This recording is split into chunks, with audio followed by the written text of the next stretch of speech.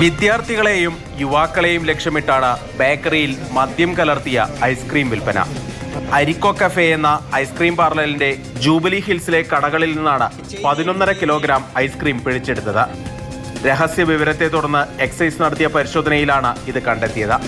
ഓരോ കിലോഗ്രാം ഐസ്ക്രീമിലും നിശ്ചിത അളവിൽ വിസ്കി കലർത്തി വർദ്ധിപ്പിച്ച വിലയ്ക്ക് പാർലർ വിറ്റുവെന്നാണ് ആരോപണം.